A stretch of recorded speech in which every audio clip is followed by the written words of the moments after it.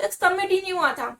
फिर मुझे जो जोर का झटका जोरों से लगा, मतलब मेरा दिमाग खराब हो गया था कि एक्चुअली हुआ क्या। मेरी आर्टिकलशिप अभी तक आईसीए के रिकॉर्ड्स में स्टार्ट ही नहीं हुई है। Hello everyone, once again welcome back to my YouTube channel. तो वीडियो का टाइटल देख के आप समझ चुके हैं कि आज हम किस ब्लंडर के बारे में बात करने वाले हैं। कौन सी ऐसी बहुत बड़ी मिस्टेक है जो मेरी पूरी आर्टिकलशिप को खराब करने वाली थी, मेरे सीए फाइनल अटेम्प्ट को डिले करने वाली थी, इवन मेरा पूरा सीए की जर्नी खराब हो जाती। तो एक ऐसी बहुत बड़ी मिस्टेक जो लैक ऑफ इन्फॉर्मेशन या मेरी गलती की वजह से, जिसपे मैंने ध्यान नहीं दिया एंड जो मुझे सफर करना पड़ा, जो पेनल्टी मुझे पे करनी पड़ी। तो ये वीडियो आपके लिए बहुत ज्यादा इंपॉर्टेंट है।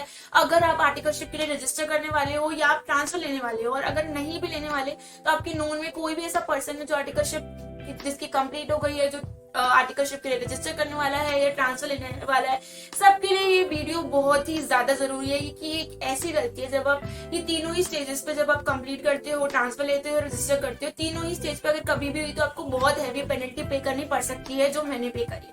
तो इस वीडियो को फटाफट स्टार्ट करते हैं। और अगर आपको मेरी वीडियो अच्छी लगी, कंटेंट अच्छी लगी, देन ओनली इस वीडियो को लाइक करना है। सब्सक्राइब करे बिना प्लीज प्लीज प्लीज मत जाना। तो सबसे पहले मैं आपको थोड़ा स्टार्टिंग से स्टार्ट करके समझाती हूँ कि एग्जैक्टली व्हाट हैपेंड, जिससे मेरे को एक पेनल्टी पे करनी पड़ी और मेरी आर्टिकलशिप अफेक्ट हो जाती। तो आप सबको पता है कि जब हम आर्टिकलशिप के लिए रजिस्टर करते हैं तो क्या होता है कि आपको फॉर्म 102 फिल करना होता है एंड फॉर्म 103 फिल करना होता है। तो ऐसे ही मैंने 103 फिल किया। अब हम सबको पता है कि जब हम फॉर्म 103 फिल करते हैं तो हमें विद इन 30 डेज अपने प्रिंसिपल से ऑनलाइन अप्रूवल लेना पड़ता है। तो मैंने ऐसे ही अपने आप को जब एसएस कोठारी में रजिस्टर किया तो 103 के लिए मैंने अपने एचआर को बोल के 30 दिन के अंदर अपने प्रिंसिपल से अप्रूवल तो ले लिया।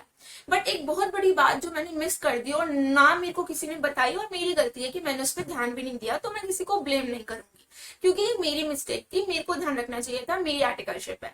तो हमें क्या करना होता है कि जब आप फॉर्म 103 सबमिट कर देते हो, ऑनलाइन प्रिंसिपल का अप्रूवल हो जाता है विद इन 30 डेज, आपको क्या करना होता है, आपकी एसएसपी पोर्टल पे जाके वहां पे आर्टिकलशिप फंक्शन पे क्लिक करके लेफ्ट साइड में एक छोटा सा आई बटन आता है, उस पर क्लिक करना होता है and then submit your application करके एक आपके पास ऑप्शन आता है, उस पर क्लिक करके आपको अपना फॉर्म 103 सबमिट करना होता है। तब आपके पास आरओ से एक मेल आता है, 7 दिन में वो आपकी एप्लीकेशन को अप्रूव करते हैं एंड आपके पास एक मेल आता है कि आप इस मेंबर के अंडर रजिस्टर हो चुके हैं, उनका मेंबरशिप नंबर ये है, इस डेट से आपकी आर्टिकलशिप कमेंस होती है।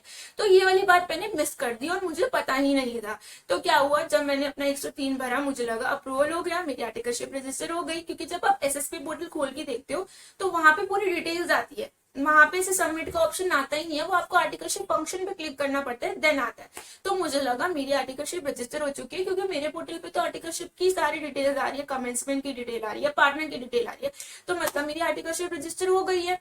अब ये मुझे पता ही नहीं था। एंड जब 7 to 8 मंथ बाद मैंने अपना आर्टिकलशिप पोर्टल एक दिन रैंडमली मैंने खोला एंड मैंने आर्टिकलशिप फंक्शन पे क्लिक किया, वहां पे चेक किया तो मेरा 103 अभी तक सबमिट ही नहीं हुआ था। फिर मुझे जो जोर का झटका जोरों से लगा, मतलब मेरा दिमाग खराब हो गया था कि एक्चुअली हुआ क्या। मेरी आर्टिकलशिप अभी तक आईसीए के रिकॉर्ड्स में स्टार्ट ही नहीं हुई है।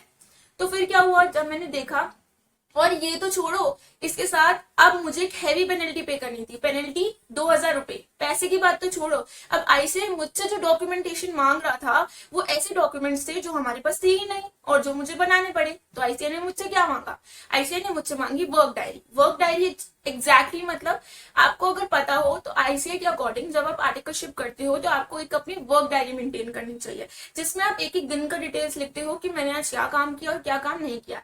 बट जनरली हम सबको पता है कि हम डेली लाइफ में या वैसे भी हम ये चीज मेंटेन नहीं करते हैं।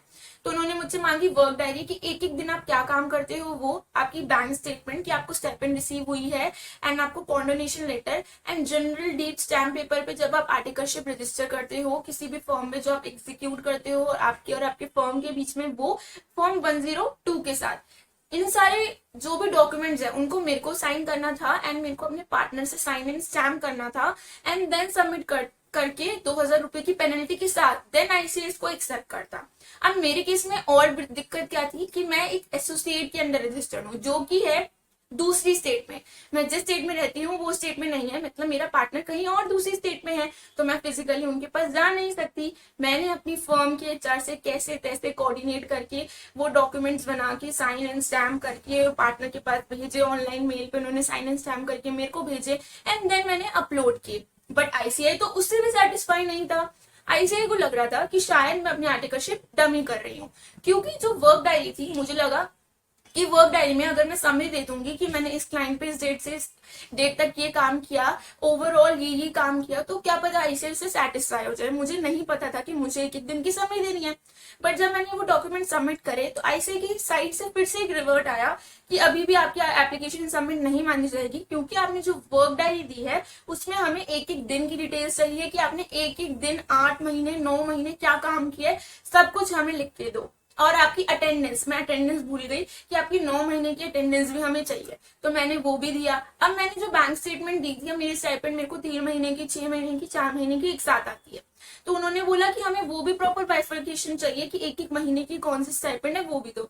तो अब ये फिर से मैंने अपनी वर्क डायरी बनाई, मैंने अपनी अटेंडेंस, मैंने अपनी स्टाइपेंड पूरा बाइफर्केशन के साथ साइन करके फिर से अपने पार्टनर से स्टैम्प करा के एंड फिर से पोर्टल पे अपलोड किया 2000 रुपए की पेनल्टी के साथ। एंड देन 7-8 दिन बाद आरओ से उसका अप्रूवल आया, मेरे पास वो मेल आया कि आपकी आर्टिकलशिप रजिस्टर हो गई है। तो फाइनली 9 मंथ बाद मेरी आर्टिकलशिप रजिस्टर हुई।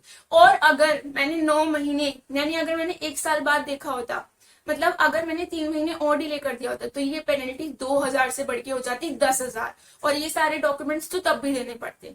तो एज पर आईसीआई जब आप 103 अपना सबमिट करते हो, अगर विद इन 30 डेज आप नहीं करते तो आपके ऊपर 500 की पेनल्टी लगती है, तब आपको कोई डॉक्यूमेंट नहीं देना होता। 6 महीने में सबमिट नहीं करते तो 1000 रुपए की पेनल्टी लगती है, तब भी आपको कोई डॉक्यूमेंट नहीं देना होता। बट अगर आप 6 महीने से ज्यादा डिले कर देते हो तो आपको 2000 रुपए की पेनल्टी और ये सारे डॉक्यूमेंट विद डिटेल्स प्रॉपर आपको देने पड़ेंगे, अपने पार्टनर से साइन और स्टैम्प करा के, खुद साइन करके, देन आईसीआई उसको अप्रूव करेगा, चेक करेगा, एग्जामिन करेगा, क्योंकि तब आपके ऊपर ये एलिगेशन आ जाता है कि कहीं आप डमी आर्टिकलशिप तो नहीं करे। उस केस में ऐसे पूरे आपसे डॉक्यूमेंट मांगते हैं, और अगर वो तब भी सेटिस्फाई ना हो तो आपकी आर्टिकलशिप रजिस्टर ही नहीं मानी जाएगी। तो आप समझ रहे हो कि कितनी बड़ी गलती, एक सिर्फ एक ऑप्शन सबमिट बटन पे मैंने क्लिक नहीं किया, मेरी पूरी आर्टिकलशिप अफेक्ट हो जाती। अगर आईसीआई को उस समय जरा सा भी हो जाता कि मैं डमी कर रही हूँ, तो वो मेरी फॉर्म एप्लीकेशन को अप्रूव ही नहीं करते। और ये एक ऐसी चीज है, जब आप कंप्लीट करते हो, अपनी आर्टिकलशिप ट्रांसफर लेते हो, रजिस्टर करते हो, तीनों टाइम पे आपको ये चीज का ध्यान रखना पड़ेगा कि आप वो एप्लीकेशन को सबमिट करो, अदरवाइज आपके ऊपर ये बहुत बड़ी पेनल्टी लग जाएगी। और मतलब अगर आईसीआई कन्विंस नहीं हुआ आपके डॉक्यूमेंट से, देन आपकी पूरी आर्टिकलशिप जितनी भी करी है वो वेस्ट हो जाएगी।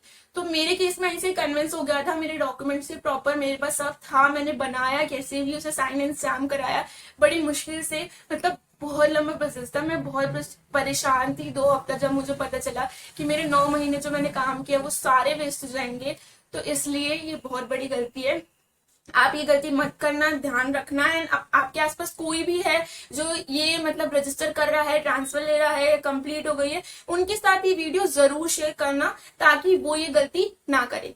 Till then keep smiling and keep growing. और अगर वीडियो अच्छी लगी हो तो सब्सक्राइब और लाइक करे बिना मत जाना।